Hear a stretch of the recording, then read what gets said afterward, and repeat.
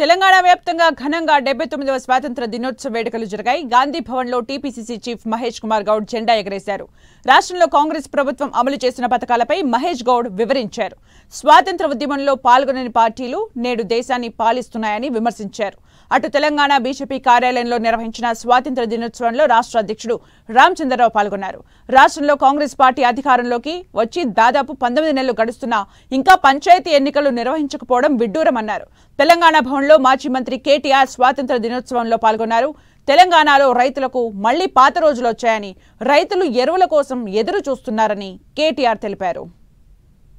అసలు మాకు స్వాతంత్రమే వద్దు, బ్రిటిష్ వారే ముద్దు అన్నటువంటి ఆర్ఎస్ఎస్ బీజేపీ లాంటి సంస్థలు, స్వాతంత్ర ఉద్యమంలో ఏమాత్రం భాగస్వాములైనటువంటి పార్టీలు ఇవాళ దేశాన్ని ఏలుతా ఉన్నాయి. మతాల పేరిట, కులాల పేరిట దేశాన్ని విచ్ఛిన్నం చేస్తూ తమ పబ్బం గడుపుకోవాలని ప్రయత్నం చేస్తా ఉన్నాయి. ముఖ్యంగా మోడీ ప్రధానమంత్రి అయిన తర్వాత అన్ని రంగాల్ని ప్రలోభపెడుతూ విపరీతమైనటువంటి డబ్బు ప్రవాహం, విపరీతమైనటువంటి బెదిరింపులు, చేయకూడని పనులు, అడ్డదారి ప్రయాణాలు, ఏది ఏమైనా అధికారమే పరమావధానం. కుర్చీ కోసము చేయని ఆరాటం లేదు. కుర్చీ కాపాడుకోవడం కోసం దేశంలో చేయనటువంటి విచ్ఛిన్నకరంట కార్యక్రమాలు లేవు.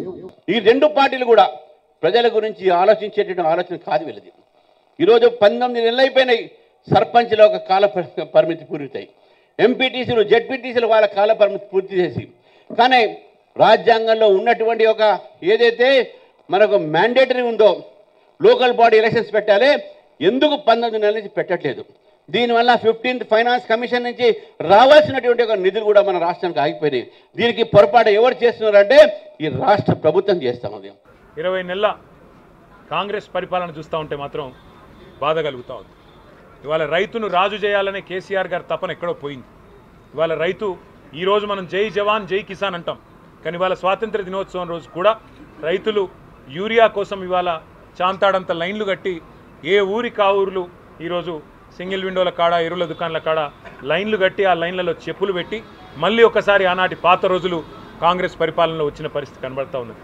దానికంటే కూడా బాధాకరం ఏమంటే, ఏ పరాయి పెత్తనం వద్దని మనం పోరాడి తెలంగాణను సాధించుకున్నామో. ఎందుకంటే స్వాతంత్రం అంటే కేవలం ఒక స్వతంత్రంగా అడ్మినిస్టర్ చేసుకునే అధికారమే కాదు, ఆత్మగౌరవంతో బతికే ఒక పరిస్థితి, ఆర్థిక స్వావలంబనతో బతికే ఒక పరిస్థితి.